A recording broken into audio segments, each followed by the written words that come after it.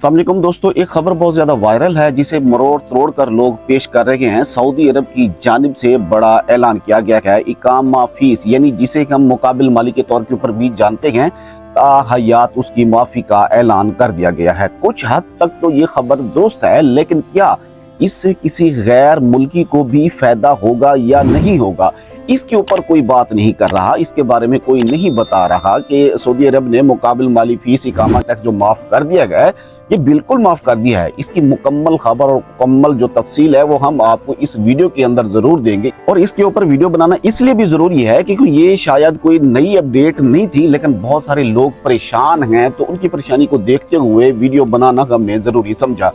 मोहम्मद बिन सलमान, वली अहद मोहम्मद बिन सलमान ने Saudi Arabia का जो एक कैबिनेट सेशन होता है, एक मीटिंग होती है, उसको चेयर किया और उसके अंदर उन्होंने ऐलान किया और मुकाबिल माली फीस माफ करने का ऐलान भी कर दिया गया। इसमें कोई शक नहीं है, ये बात ठीक है। सनअती शोबों से ताल्लुक रखने वाले वर्कर्स के लिए, अब ये खबर इसलिए भी कोई नई नहीं थी क्योंकि 2019 से ऑलरेडी इनको इस्तिस्ना था। सन्नत की मजबूती के लिए, इंडस्ट्रियलाइजेशन के लिए हुकूमत ने जो है ना ये मुकाबिल माली फीस जो है इस शोबे के लिए माफ कर रखी थी। और चंद महीने पहले जब उस मोहलत की तारीख खत्म हो गई तो फिर उसको अब ताहयात माफ कर दिया गया है। इसका मकसद क्या है कि इंडस्ट्री मजबूत हो, उनके ऊपर माली बोझ कम हो। वैसे पहले भी वर्कर्स जो हैं इसका बोझ नहीं उठाते थे, ये कंपनीज ही उनका मुकाबिल माली इकामा की जो फीस वगैरह थी पे करती थी।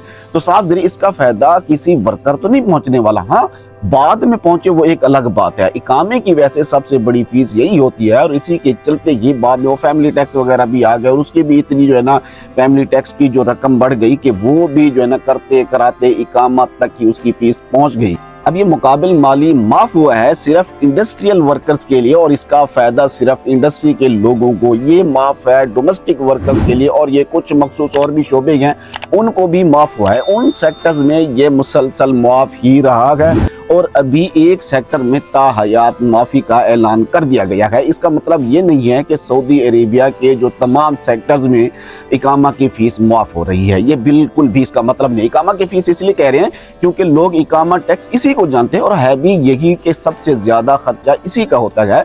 तो ये सिर्फ इंडस्ट्री को सहारा देने के लिए किया गया है। इंडस्ट्रियल जो लोग हैं उनके ऊपर, यानी पहले भी जो गैर मुल्की थी ना वो अपनी जेब से अदा नहीं करते क्योंकि जो इंडस्ट्री सेक्टर में काम कर रहा है वो ऑलरेडी अपनी तनख्वाह वसूल करता है। इकामा रिन्यू होना या उसका कोई भी खर्चा उसकी टेंशन नहीं होती क्योंकि वो कंपनी करती थी। इससे ये हो सकता है कि अगर कंपनी को ये फीस माफ की जा रही है तो हो सकता है कि वो अपने एम्प्लॉयज को बाद में फैसिलिटेट करने की कोशिश करे। हो सकता है यानी उनका जो है ना कोई 10,000 रियाल के करीब कोई रकम बच रही है सालाना, तो वो इसमें से अपने जो वर्कर्स हैं उनको कंपनसेट करे, यानी सालाना बोनस के तौर के ऊपर दे या माहाना तनख्वाह में जो ना बढ़ोतरी की सूरत में कर दे कुछ।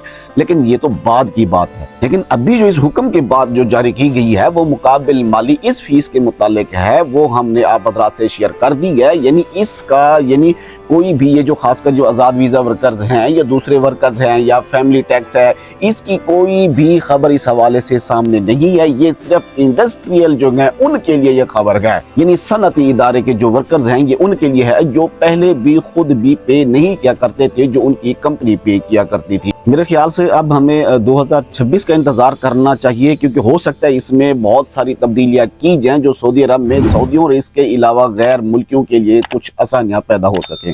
दुआ करते हैं अल्लाह तबारक व तआला तमाम परदेशियों को अपनी हिफ्ज़ व अमान में रखे। मुझे दीजिए इजाज़त। अल्लाह हाफ़िज़।